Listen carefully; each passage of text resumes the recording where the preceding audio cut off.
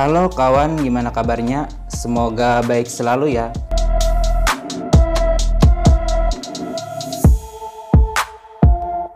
Film akan berfokus kepada sosok veteran perang Amerika bernama John Falcon, di mana John memiliki masa lalu yang kelam di saat dirinya dulu berada di medan perang, sehingga hal tersebut selalu menghantui pikirannya dan memutuskan untuk mengakhiri hidupnya sekarang.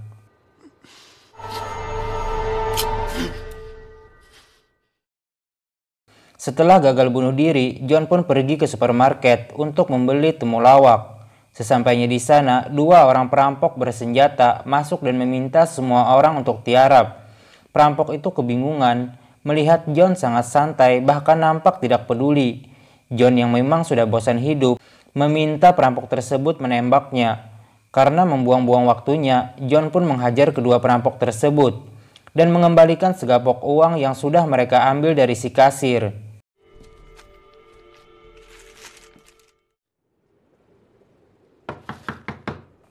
Saat di rumah, John kedatangan tamu seorang wanita bernama Cindy, yaitu adik satu-satunya John. Cindy baru saja pulang dari Brazil. Ia marah karena John lupa menjemputnya di bandara, karena John ketiduran. Untuk melepaskan rindu, mereka pun menghabiskan malam dengan berbincang-bincang di restoran, sambil menikmati minuman. Karena Cindy besok akan kembali lagi ke Brazil, menjadi sukarelawan di sebuah kota kumuh bernama Favela. Esok harinya, Cindy berpamitan kepada John yang sedang tidur untuk terbang kembali ke Brazil. Favela adalah sebuah kota kumuh di Brazil dengan tingkat kriminal tertinggi yang banyak dihuni para gangster di sana, dan disinilah Cindy tinggal. Suatu hari, seorang polisi bernama Katarina dan juga rekannya bernama Santo. Mereka adalah polisi yang bertanggung jawab terhadap keamanan kota Favela. Mereka mendapatkan laporan dari anak kecil di sana bahwa ditemukan sesosok mayat yang terkapar di bebatuan pinggir pantai. Setelah diperiksa, itu adalah Cindy yang ternyata masih hidup. Kemudian diperlihatkan seorang konsulat jenderal bernama Manny, yaitu pejabat berwenang yang mengurus semua warga Amerika Serikat yang tinggal di kota tersebut.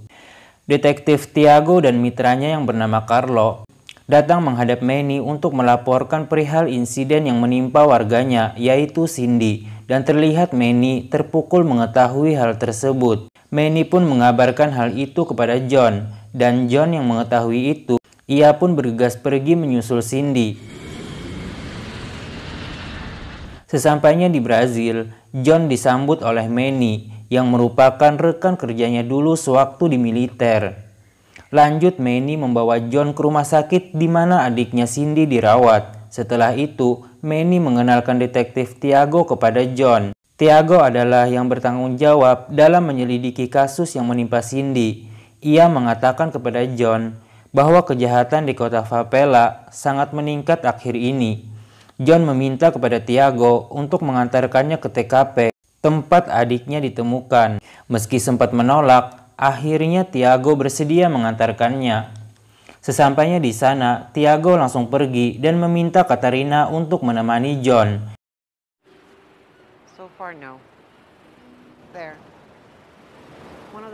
Sepulangnya dari TKP, John pun kembali ke ruang perawatan Cindy dan terlihat seorang perawat Asia yang sedang menyuntikkan obat pada infusnya Cindy. Hingga tidak lama kemudian, Cindy menjadi kejang-kejang dan membuat John sangat panik.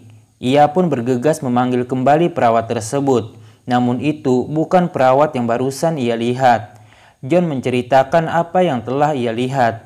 Perawat itu mengatakan bahwa tidak ada orang Asia di tim mereka. Setelah kejadian tersebut, John meminta satu orang polisi kepada Tiago untuk menjaga Cindy di rumah sakit.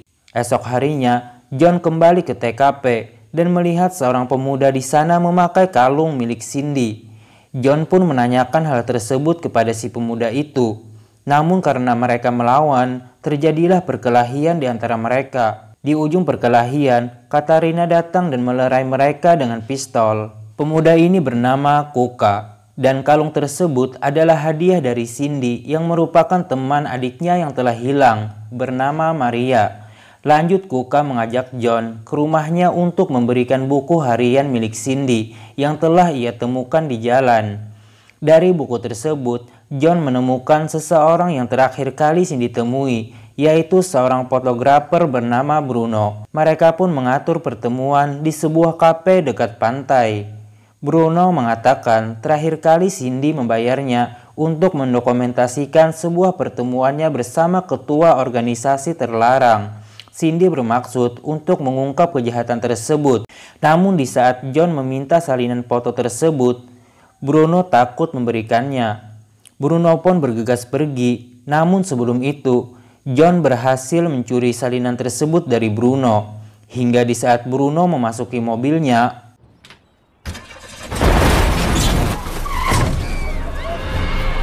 di sini John melihat seorang wanita Asia yang kemarin menyamar sebagai perawat untuk mencelakai Cindy. John pun berusaha mengejar wanita tersebut, namun ternyata wanita itu tidak sendirian. John pun ditembaki oleh mereka.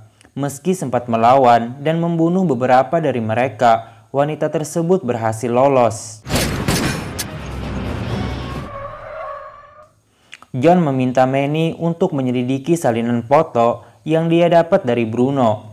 Di sini mereka menemukan foto Cindy bersama seorang pria yang memiliki tato yang sama dengan kumpulan pria yang menembaki John barusan. John dan Manny menyimpulkan bahwa mereka adalah gangster dari Jepang, yaitu Yakuza. Dari tato tersebut, mereka menemukan petunjuk sebuah klub malam, tempat di mana pria di foto itu berada. Lanjut, John mendatangi klub malam tersebut dan melihat pria itu adalah seorang DJ di sana. Saat pria itu menuju WC, John pun mengikutinya. Namun, ada satu pengawal di sana dan ternyata mudah saja bagi John. Hanya satu kali tendangan, pengawal tersebut tumbang. John menanyakan perihal adiknya kepada pria tersebut.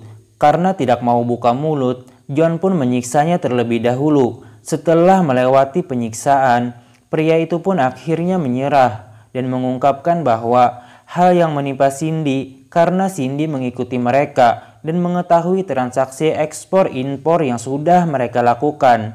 Setelah mengetahui tempat organisasi tersebut, yaitu di sebuah villa dekat pantai, John meminta Manny untuk mengantarnya. Di sisi lain, Tiago bersama timnya bersiap untuk mengepung dan mengambil alih kota Papela dari para gangster lokal yang tinggal di sana. Tiago memberikan instruksi kepada anak buahnya untuk tidak segan-segan membunuh mereka.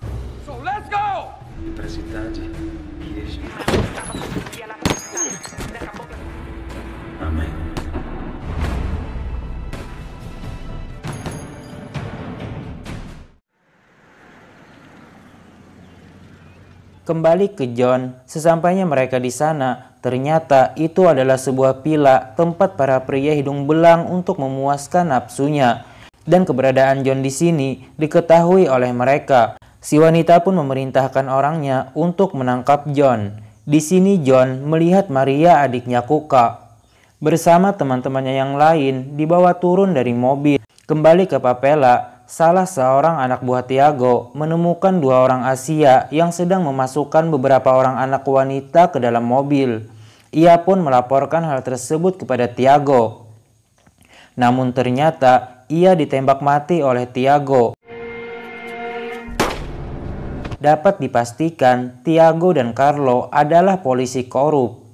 Dan ini adalah Hirimoto, yaitu ketua gangster Yakuza di tempat ini, yang merupakan dalang dari semuanya. Mengetahui tempatnya sedang dikacau oleh John, ia pun memerintahkan anteknya di kepolisian untuk mengatasi, yaitu Tiago. Di sini Hirimoto menunjukkan kekejamannya dengan mengeksekusi mati seseorang yang sudah membocorkan tentang dirinya dan usahanya kepada orang lain.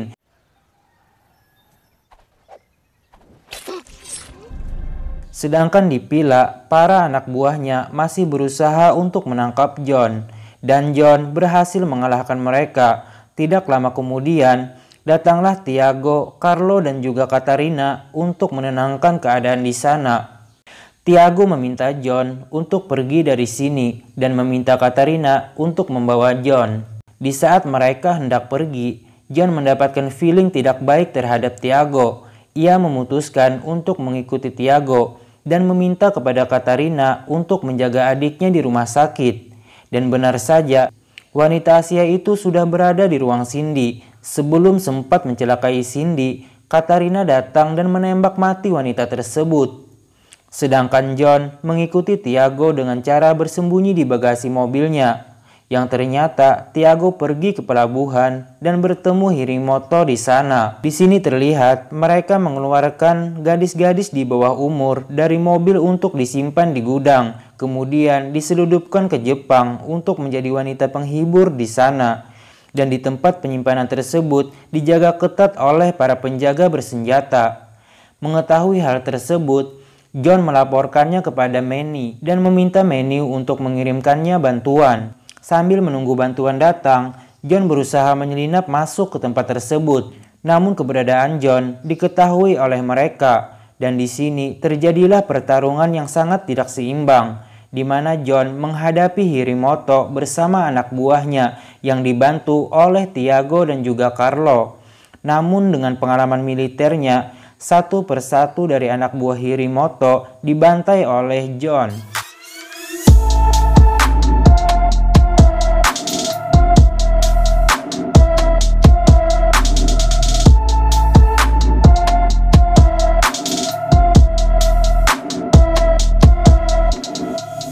Hingga menyiksakan Hirimoto, Tiago, dan juga Carlo.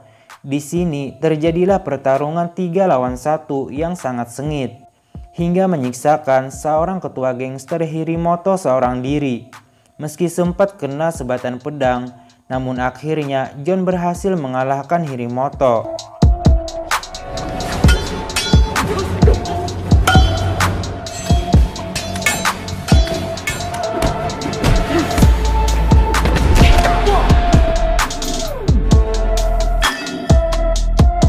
Tiago yang sudah sekarat memberikan kunci lokernya kepada John, yang berisikan daftar nama orang-orang yang berada di lingkar kejahatan Hirimoto. Hingga pada akhirnya, semua gadis-gadis itu pun berhasil diselamatkan. Dan antek-antek Hirimoto, mereka semua ditangkap. John pun kembali ke rumah sakit untuk melihat kondisi adiknya. Dokter mengatakan bahwa Cindy mengalami cedera yang sangat banyak, sehingga butuh waktu bertahun-tahun untuk kesembuhannya. Dan Manny menawarkan John untuk kembali ke militer. Karena memang John butuh banyak uang untuk kesembuhan adiknya, John pun menerima misi yang diberikan oleh Manny. Dan misi pertama sudah John selesaikan.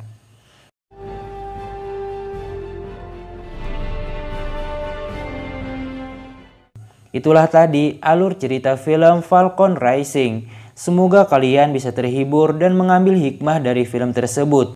Atas kekurangan dari segi cerita atau video kami mohon maaf. Terima kasih sudah menyaksikan sampai akhir. Dan sampai jumpa di video lainnya.